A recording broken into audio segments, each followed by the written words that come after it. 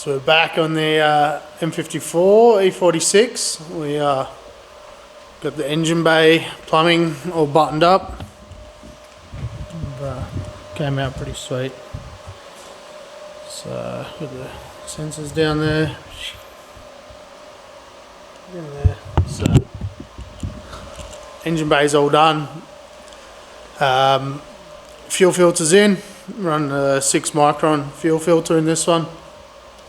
And for the fuel system, we kind of want to keep this car good, reliable, fairly simple. So we didn't really want to go putting fuel cells or cutting too much up. So this is the solution that we've come up with. We've gone for the factory saddle tank. It actually is in a pretty good location. So we've gone for that. It's getting a brand new fuel sender and brand new fuel pump in there. And then we've gone for the Fuelab, I was going to call it a swirl pot, but it's a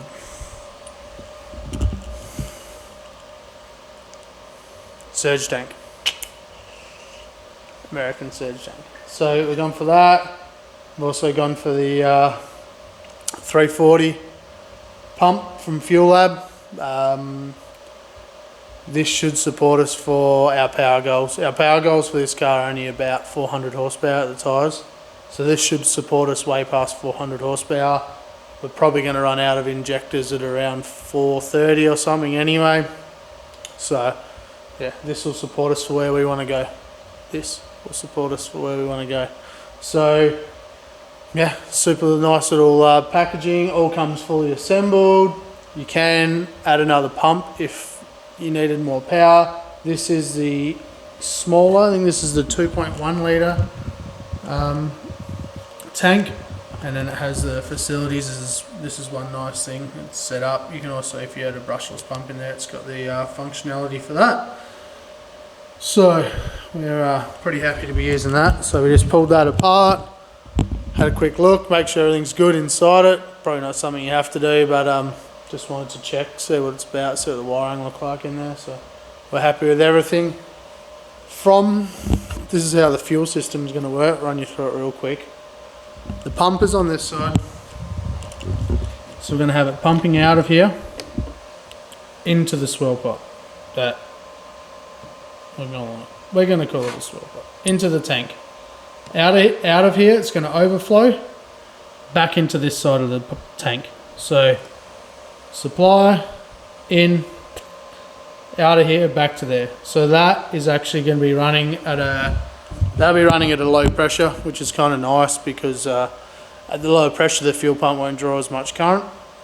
So yeah, that's going to be low pressure. Then we're going to feed out of here. So as the arrow shows, this is fuel out. That fuel out is going to our fuel filter, then from our fuel filter to our rail, then out of the rail to the regulator, and then from the regulators coming back into here. So we'll have this pump returning into here as well, and then any excess overflow to there. And on this car we've actually deleted all the purge canister and all that crap, and they all link to this system here. So from this one to that one. So we're actually going to join all this together. So that's basically just so the tanks can breathe between each half. And yeah, that's what we're going to do. So put a little time lapse together here of us getting this tank prepped up, and then getting that tank mounted in the back, and then where we're going to run the lines. I have got some light in here, so I have actually already ran the lines. Since the engine bay is finished, all these lines are run. So we've punched a couple of holes in here, run them through, so they're all BMRS all the way up to there. So that's E85 hose, and the other line we've got is E85 safe as well. So, and it's got, the other hose is going to be low pressure, so should be pretty sweet. So we'll go here, and then we think these are factory holes over here. Probably going to maybe use them or add one more depending on what the plan is, and yeah, get that done. So should be sweet. Let's get into this project, make it happen.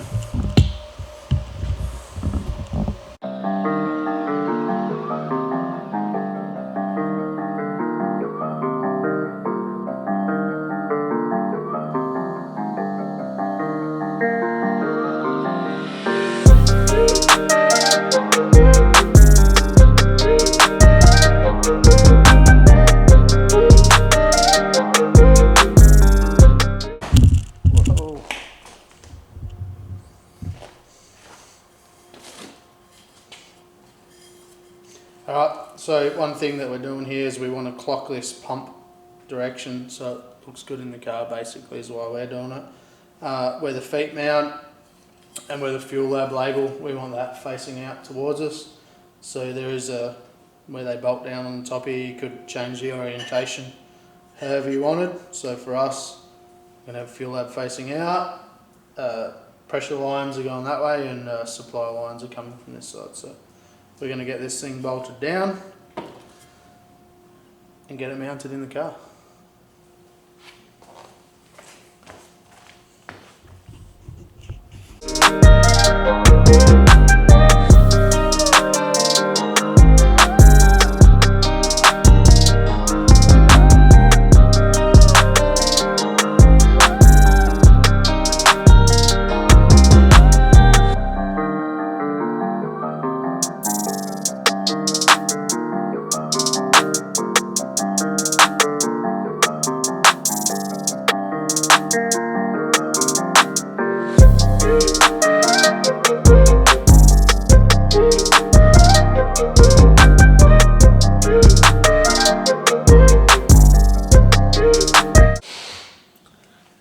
Alright, so we got a dash 8 feed and a dash 6 return. It's probably not needed for the horsepower level we're going for, but one reason why I like to do it is physically, if someone pulls this out that hasn't worked on this car and they're changing the pump at the track or checking a filter, with two different size fittings they literally cannot make the mistake of where they go. So that's my main reasoning for doing it. We do have a straight here, which I was going to use, but it will the hose will look super dorky doing this big loop, and I'd rather bring these two up together like that. So we're going to go for a 90-degree fitting on here instead. So that should come up pretty sweet. Come on, baby.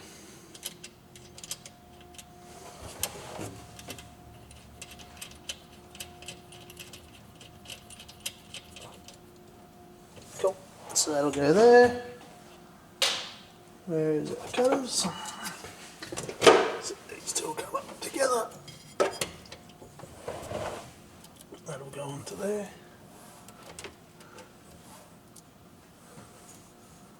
That one will go there.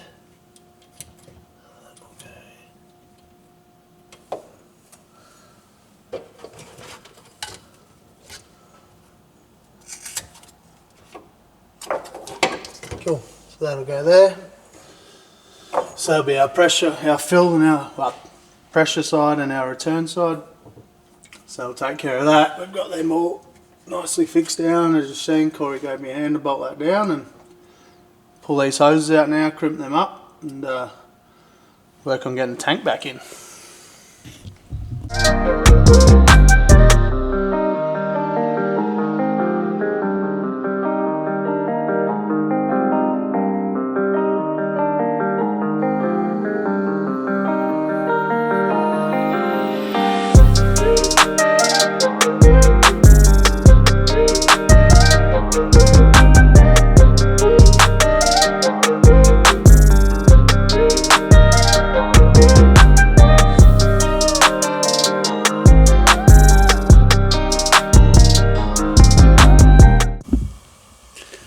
So that brings that this fuel system basically to an end for now. We've got wiring to do to it, and then it's complete. So this is how it's come up.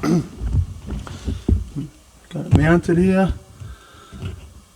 Got the fill and return lines from the main tank with just a standard pump in there. Then a Fuelab 340 pump inside this 2.1 litre cell. We got a dash 8 feed, dash 6 return. As I said before, main purpose is so if they pull this apart, they literally cannot make a mistake where it goes. This is all BMRS. This is E85 rated line. We've got grommets through the floor here. I still have grommets to install there. They're on order. So that's pretty much the boot. That's how we've done that. The rear of that car. Ooh, this is kind of tricky.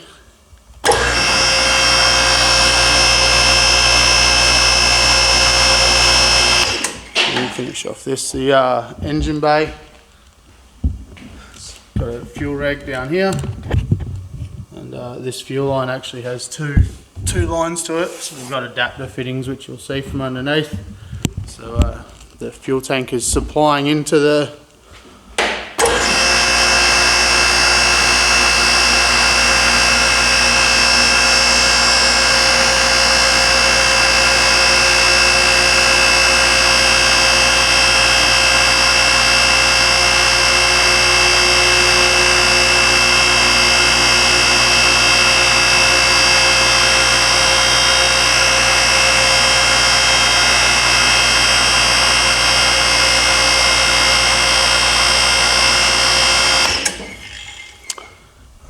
so these two lines come through here. These are lines.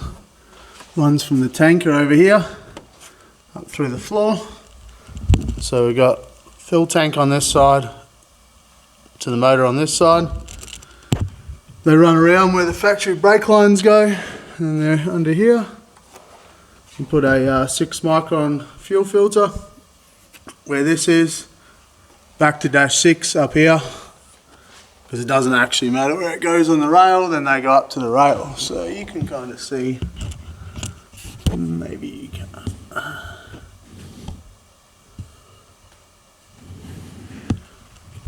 Let's just say there's fittings on that rail. Fittings on the rail to take -6, so it's feed into the rail, out of the rail to the regulator here. And yeah. Now the regulator back to the swirl pot or